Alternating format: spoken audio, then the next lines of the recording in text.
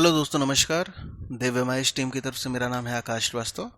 तारीख है 14 सितंबर 2022 और हम बात कर रहे हैं द हिंदू के डेली एडिटोरियल एनालिसिस को आसान भाषा में समझने की।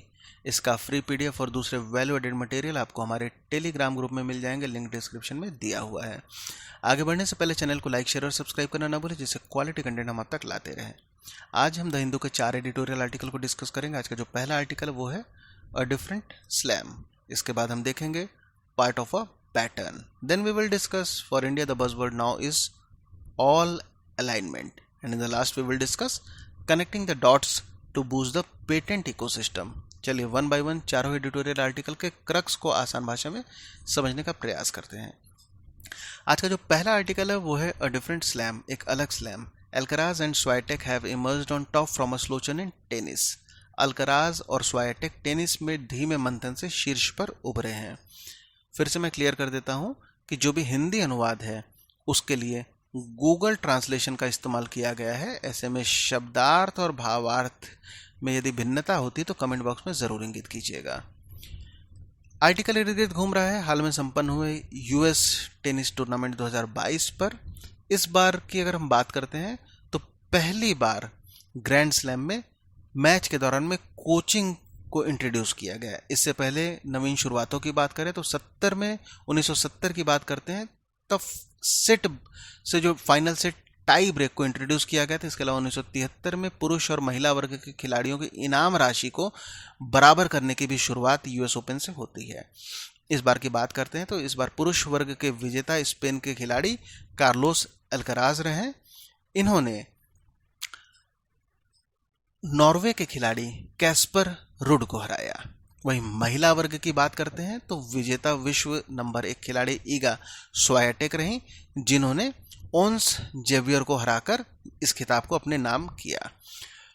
वहीं नोवाक जोकोविक की बात करते हैं, जिन्होंने विंबलडन टूर्नामेंट जीता था, किंतु यूएस ओपन में वो भाग नहीं ले पाए क्योंकि अमेरिका द्वारा उनकी एंट्री डिनाई कर दी गई, क्योंकि उन्होंने अभी तक कोविड की वैक्सीन नहीं लगवाई हुई है।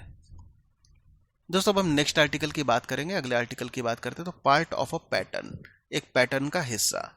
Court should be wary of giving a toehold to communal forces in religious disputes. अदालतों को धार्मिक विवादों में सांप्रदायिक ताकतों को रोकने से सावधान रहना चाहिए। इस आर्टिकल में अभी हाल में डिस्ट्रिक्ट कोर्ट ऑफ वाराणसी द्वारा जो एक फैसला दिया जाता है, जिसमें कि जो 5 हिंदू जो डिवोटी हैं उनके द्वारा एक सूट फाइल की गई थी, जिसमें इस बात की बात कही जा रही थी जो ज्ञानव्यापी मस्जिद है वहां पर जो गौरी श्रृंगार करने के लिए इनको अधिकार मिल सके। कोर्ट इस रिट को स्वीकार कर लेता है। अब आर्टिकल में यह भी बात कही जा रही है कि कोर्ट द्वारा ये कहना कि इससे जो प्लेस ऑफ वर्शिप एक्ट 1991 है वो प्रभावित नहीं होता है, अथवा उसके द्वारा इसको उस आधार पर इस रिट को नजरअंदाज या खारिज नहीं किया जा सकता है। जो पूजा स्थल कानून अथवा प्लेस ऑफ वर्शिप एक्ट 1991 है, ये एक्सप्लेनर दैनिक भास्कर के सौजन्य से है।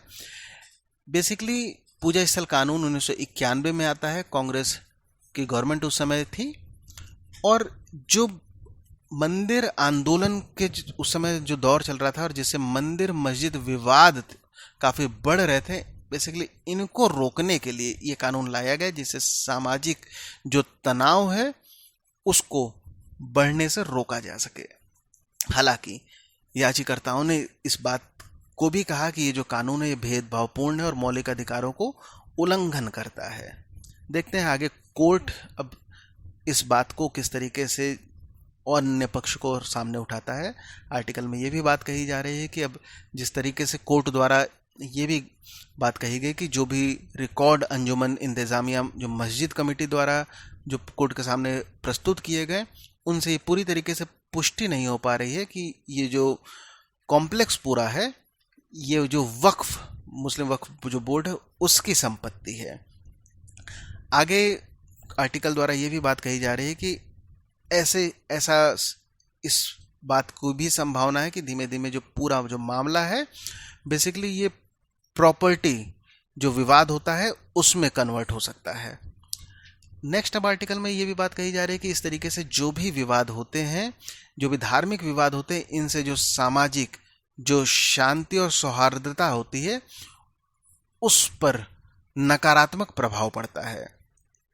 अब इसमें यह भी बात है कि सिर्फ जो कई ऐसे विचारधारा के लोग हैं, कई पॉलिटिकल पार्टीज हैं, उनका यह प्रयास है कि सिर्फ और सिर्फ ये इंसिडेंट किसी पर्टिकुलर एक मस्जिद तक न रुके, बल्कि जो अन्य दूसरी मस्जिद और दूसरे जो प्लेस ऑफ वर्शिप हैं वहाँ पर भी, चाहे वो मथुरा की बात हो, शाही ईदगाह मस्जिद की बात हो, तो बेसिकली एक कैंपेन की तरीके से पूरा प्रकरण यहाँ पर बताया जा रहा है, जो कि प्लेस ऑफ वर्शिप एक्ट के खिलाफ पूरा कैंपेन एक चलाने की बात कही जा रही है। कुछ एग्जाम्पल्स की भी बात आर्टिकल में की गई है, जिसमें जब बाबरी मस्जिद का ध्वंस होता है अयोध्या में, उसके बाद किस तरीके से जो दंगे पूरे देश में भड़क जाते हैं, मुंबई में कई सीरियल ब्लास्ट होते हैं और कई तरीके के हिंसाएं होने लगती हैं, जो कि जिनका पूरी जड़ कहीं ना कहीं जो धार्मिक तनाव है उससे जोड़कर देखा जा सकता है। अब ऐसे में इस बात की भी आगे इस आर्टिकल में इस बात पर भी रोशनी डाली जा रही है कि जो वर्तमान जो रूलिंग पार्टी है उसके द्वारा, जो पॉलिटिकल लीडरशिप के द्वारा ऐसी बातों को और ज़्यादा इसमें आग में घी डालने का काम किया जा रहा है, ऐसी बातों को हवा दिया जा रहा है, जिससे कि उनका जो पर्सनल जो हित है उनको साधा जा सके। और निश्चित तौर पर जो कोर्ट की प्रक्रिया है अथवा पूरी प्रक्रिया को भी प्रभावित करने का प्रयास हो रहा है। भले ही जो एंड रिजल्ट है, जो कोर्ट का वर्डिक्ट आएगा, उस पर किसी का कोई जोर नहीं चलेगा, किंतु प्रक्रिया में ज़रूर जो एक सीमित विचारधारा, एक निश्चित विचारधारा का जो वर्चस्व वो देखा जा सकता है। नेक्स्ट आर्टिकल की अब हम बात करेंगे। For India the buzzword now is all alignment. Bharat के लिए अब ऑल अलाइनमेंट की चर्चा है। Its participation in SCO summit is a clear signal of pursuing multi-alignment with its partners worldwide. SCO शिखर सम्मेलन में इसकी अर्थात भारत की भागीदारी दुनिया भर में अपने भागीदारों के साथ बहुसंरेखण को आगे बढ़ाने का एक स्पष्ट संकेत है। आर्टिकल की शुरुआत होती है हमारे external minister Shri S Jaishankar ji की किताब जो द इंडिया वे, जिस पे उन्होंने उल्लेख किया है जो भारत की नॉन अलाइनमेंट की पॉलिसी रही है, गुट निरपेक्षता की जो हमेशा से भारत की पॉलिसी रही, वो वर्तमान समय में इससे जो भी वांछित परिणाम थे वो नहीं मिल पाए।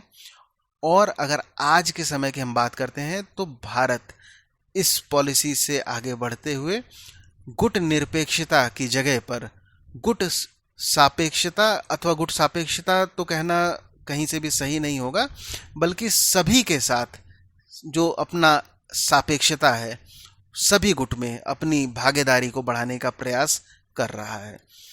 आगे ये भी बात हो रही है कि प्रधानमंत्री नरेंद्र मोदी जी अभी एससीओ सम्मेलन जो कल से शुरुआत होगा समरकंद उज़्बेकिस्तान में, उस पे भाग ले रहे हैं।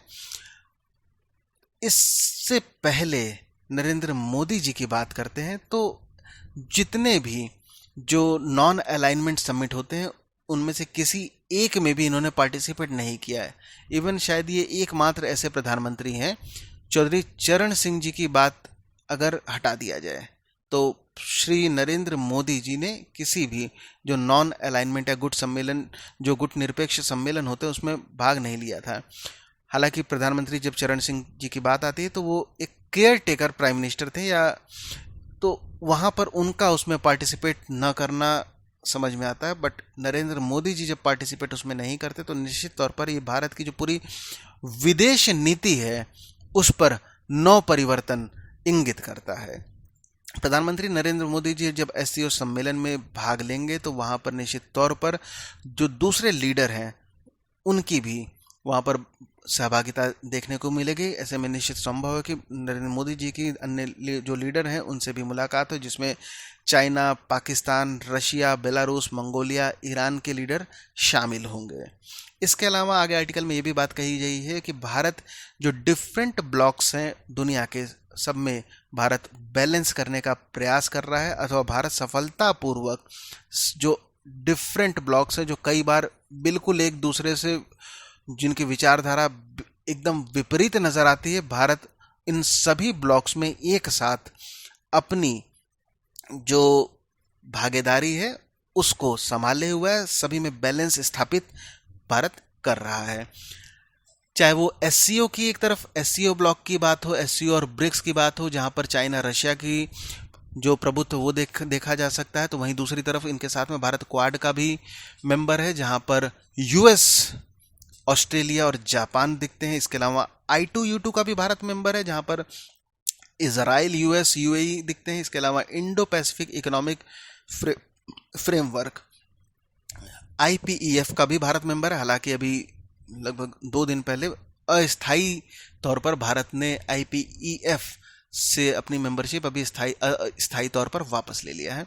इसके अलावा भारत एक तरफ रशिया की जो वॉस्टोक आर्मी एक्सरसाइज है उसमें भी भाग लेता है, वहीं दूसरी तरफ भारत जो एससीओ का एंटी टेररिस्ट स्ट्रक्चर है उसमें भी भारत उसको होस्ट करने का, एससीओ रेट्स इसको होस्ट करने का भारत प्रयास होता है।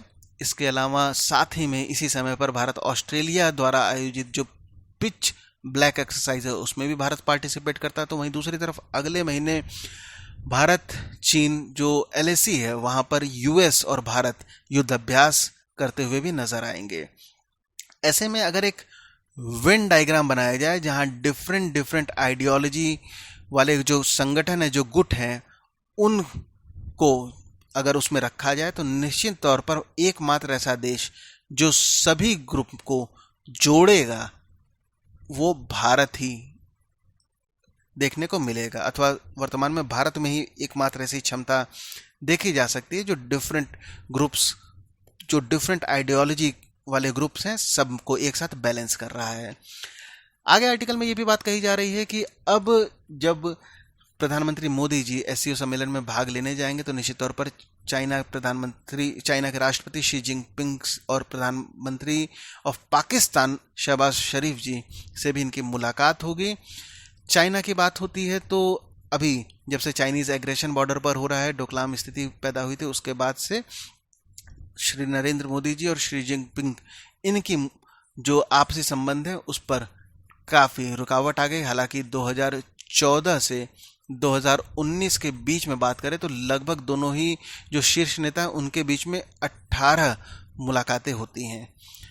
आगे आर्टिकल में रशिया को लेकर भी बात हो रही है कि रशिया से भारत के संबंधों की बात करते हैं तो जब से यूक्रेन विवाद हुआ है, पश्चिमी देशों ने बहुत सारा प्रेशर भारत पे डाला कि भारत रशिया से अपने संबंधों में कुछ रुकावट डाले, रशिया से दूरी बनाए। बावजूद इसके भारत रशिया से दूरी नहीं बनाता है। इवन जो हमारे व्यापारिक संबंध, स्पेशली ऑयल की परचेज की बात करते हैं तो वो ऐतिहासिक तौर पर कहीं ज़्यादा, कई गुना बढ़ जाते हैं। इन सब के बाद आगे ये भी बात हो रही है, चाहे वो S-400 परचेज की बात हो अथवा अन्य दूसरे कारक, जब यूएस सैंक्शन की परवाह किए बिना भारत अपने राष्ट्रहित को आगे रखते हुए कार्य करता है। ऐसी स्थिति में अभी जो रिसेंट जो भारत चीन LAC पर दोनों ही देशों द्वारा जो सैनिकों की वापसी कुछ एरिया से हो रही है उसको भी एक सकारात्मक स्थिति के तौर पर देखा जा सकता है और एक ये पृष्ठभूमि भी तैयार कर सकता है जिससे श्री मोदी और श्री जिनपिंग की जो बातचीत थम गई है उसको आगे बढ़ाया जा सके, क्योंकि अगले वर्ष भारत SCO को होस्ट करने जा रहा है। ऐसे में ये आवश्यक भी होगा। इसके अलावा आर्टिकल में ये भी बात कही जा रही है कि ईरान के राष्ट्रपति इब्राहिम राइसी, इनसे भी श्री मोदी की मुलाकात हो सकती है। चाबहार पोर्ट जो ईरान में है भारत के लिए वो काफ़ी इम्पोर्टेंट है। बेसिकली जो चीन का belt one belt road initiative है, उसके काउंटर करने के लिए भारत को चार बाहर पोर्ट इसको देखा जा रहा है, इसके लिए इम्पोर्टेंट है, इस पर भी बात हो सकती है। इसके अलावा जो तेल को लेकर, जहां ईरान से पहले भारत लगभग अपनी ज़रूरत का 12% इम्पोर्ट सिर्फ और सिर्फ ईरान से करता था, वहीं जब ट्रंप एडमिनिस्ट्रेशन द्वारा न्यूक्लियर डील को लेकर जब भारत पर सैंक्शन का दबाव देते हुए ईरान से अपने जो व्यापारिक संबंध है इसको ख़त्म करने की बात होती है, जिसके दबाव में भारत अपने जो ऑयल इम्पोर्ट ईरान से करता था उसको रोक दिया गया था। तो ईरान के जो प्रीमियर है उनका भी ये प्रयास होगा कि पुनर्बहाली इन संबंधों की हो सके, क्योंकि अभी वर्तमान में जो बाइडेन एडमिनिस्ट्रेशन है उनका रवैया ईरान के प्रति थोड़ा सा नरम होता हुआ देखने को मिल रहा है, क्योंकि अभी बाइडेन जो प्रशासन है उनका पूरा ध्यान है कि किस तरीके से जो रशिया का जो ऑयल रेवेन्यू है उसको किस तरीके से रोका जा सके।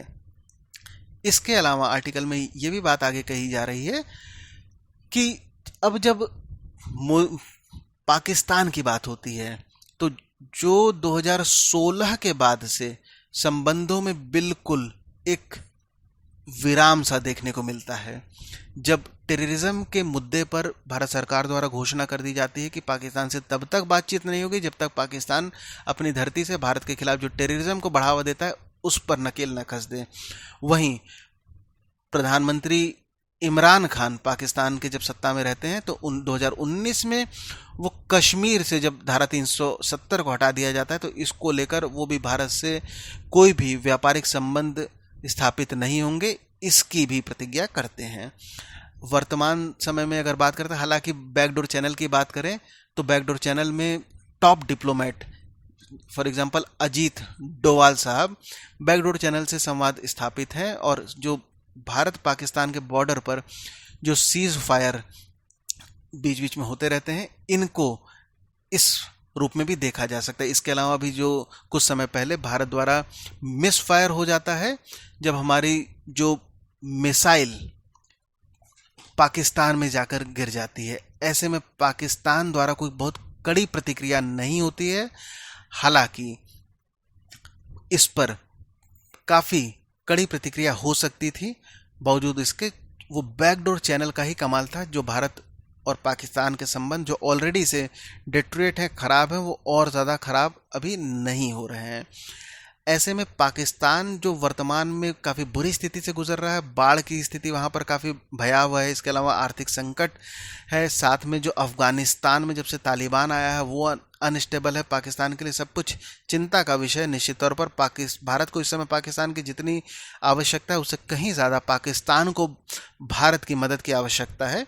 तो ऐसा भी संभव है श्री मोदी और श्री शरीफ जी के बीच में कुछ वार्ता आगे संभव हो सके।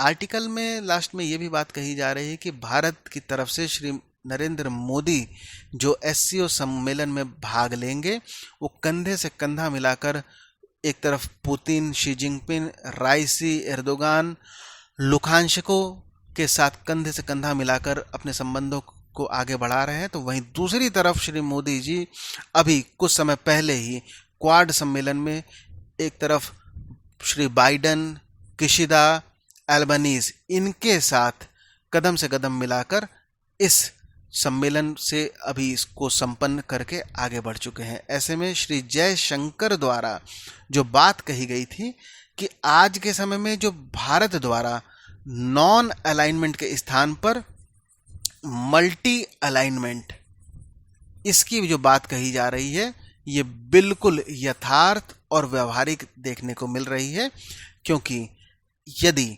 समय के साथ चलना है तो समय के साथ जो भी वांछित बदलाव है उसको अपनाते हुए चलना होगा। इसलिए मल्टी अलाइनमेंट अथवा ऑल अलाइनमेंट सभी के साथ जहां पर भी अपने देश के हित की बात आएगी वहां पर भारत को आगे बढ़ना होगा। नेक्स्ट आर्टिकल में अब हम बात करेंगे connecting the dots to boost the patent ecosystem. इस आर्टिकल में बात कही जा रही है कि पेटेंट पारिस्थितिकी तंत्र को बढ़ावा देने के लिए डॉट्स कनेक्ट करना, increasing the efficiency of processing patent applications and wider academia industry collaboration are crucial steps। Patent आवेदनों के प्रसंस्करण की दक्षता बढ़ाना और व्यापक अकादमिक उद्योग सहयोग महत्वपूर्ण कदम है। आर्टिकल की शुरुआत में बात कही जा रही है कि अभी एक रिसेंट रिपोर्ट आती है advisory council to economic advisory council to prime minister EACPM, इनके द्वारा रिपोर्ट में कहा जाता है कि भारत को अर्जेंटली जो पेटेंट इकोसिस्टम है इसको और ज़्यादा समृद्ध और ज़्यादा मजबूत बनाने की आवश्यकता है, क्योंकि आज का जो समय है वो नॉलेज इकोनॉमी का समय है। जो पूरा विश्व है वो कहीं ना कहीं टेक्नोलॉजी के तौर पर जो भी इनोवेशन हो रहा है उसको लेकर आगे बढ़ रहा है। और रिसेंट में ये भी देखा जा रहा है कि किस तरीके से जो नंबर ऑफ पेटेंट जो फाइल होते हैं उनकी संख्या में तेजी से बढ़ोतरी हुई है। अब ऐसे में जो पहली बार ऐसा भी होता है जो हमारे जो सिटीजन है उनके द्वारा जो पेटेंट फाइल हो रहा है, जो विदेशियों द्वारा जो पेटेंट फाइल होता है उससे ज़्यादा हो जाता है।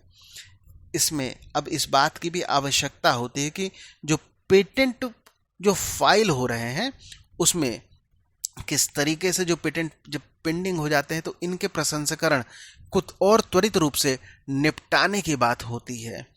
इकोनॉमिक सर्वे 2022-23 भी इस बात को हाईलाइट करता है कि किस तरीके से जो शेयर हैं भारत के जो रेजिडेंट हैं उनका पेटेंट एप्लीकेशन डालने में लगातार बढ़ता जा रहा है।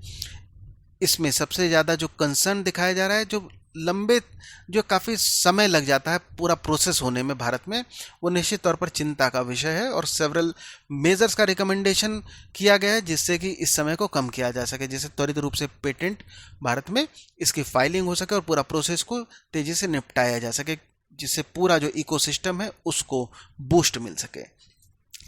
इसके अलावा जो बहुत सारे जो अबेंडेंट पेटेंट एप्लीकेशन है उनके भी नंबर में काफ़ी तेज़ी से इंक्रीज हो रहा है। इसको भी रोकने की आवश्यकता है, क्योंकि कई बार चूंकि प्रक्रिया लंबी हो जाती है, ऐसे में जो एक बार एप्लीकेशन तो पड़ जाता है पर उसको काउंटर अप जो फॉलोअप करने के लिए आगे की जो भी प्रक्रिया है उस पर लोग सामने नहीं आते हैं, जिससे कि वो बिल्कुल एक परित्यक्त जो पेटेंट है उसकी श्रेणी में वो पड़ जाता है। ऐसे में चूंकि नंबर की अगर हम बात करते हैं तो नंबर जो अबेंडेंट जो पेटेंट है वो लगभग 350% 2010-11 से 2019-20 का जब कंपैरिजन होता है तो 350% इसमें बढ़ोतरी हो जाती है। अब इसमें ये भी बात आगे कही जा रही है कि कई बार उनको जो लोग डालते हैं उनको ये कॉन्फिडेंस नहीं होता है कि उनका पेटेंट अप्रूव होगा, इसलिए भी वो फॉलोअप नहीं करते हैं और बहुत सारे दूसरे कारण हो सकते हैं। हालांकि इन सबको डिस्करेज करने की ज़रूरत है कि अथवा जो अबैंडनिंग हो रही है उसको किस तरीके से कम किया जा सकता है, ऐसे कदम उठाने की आवश्यकता बताई जा रही है। इस सब के बाद में आगे ये भी बात कही जा रही है कि जब से national IPR policy intellectual property right policy 2016 को अपनाया गया है, तब से फाइलिंग ऑफ पेटेंट जो एप्लीकेशन होता है इस पर काफ़ी एम्फेसिस किया जा रहा है। अब इस बात को भी आर्टिकल में आगे कहा जा रहा है कि जो प्रॉपर जो इंसेंटिव होते हैं क्या पूरे प्रोसेस में वो कहीं से वैल्यू एड या उसको इंसेंटिव जो क्या पूरी प्रक्रिया को आकर्षण बना रहे हैं, इस पर ध्यान देने की ज़रूरत है।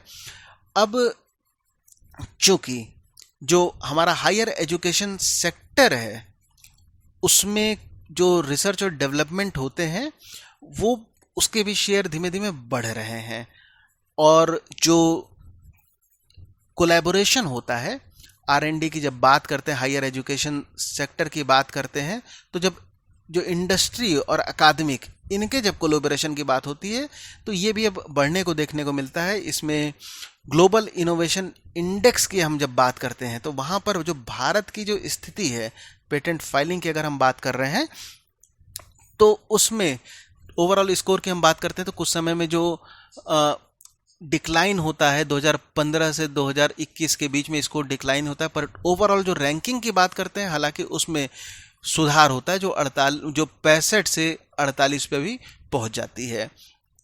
अब इसमें माफ़ कीजिएगा, ओवरऑल स्कोर जो रहता है वो 81 2015 में भारत की जो रैंक रहती है वहाँ से 2021 में 46 रैंक हो जाती है। ड्राफ्ट नेशनल ऑटो पॉलिसी की जब बात होती है तो वहाँ पर भी जो इंडस्ट्री और जो अकादमी होते हैं दोनों के कोलैबोरेशन की बात सामने आती है कि किस तरीके से जो रिसर्च होता है इसमें जो R&D में दोनों के कोलैबोरेशन से विन विन सिचुएशन को क्रिएट किया जा सकता है।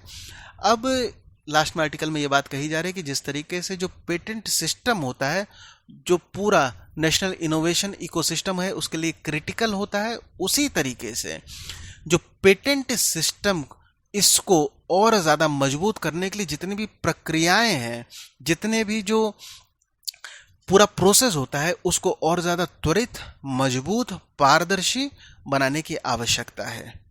आज के हिंदू के आर्टिकल में इतना ही। अंत तक बने रहने के लिए धन्यवाद।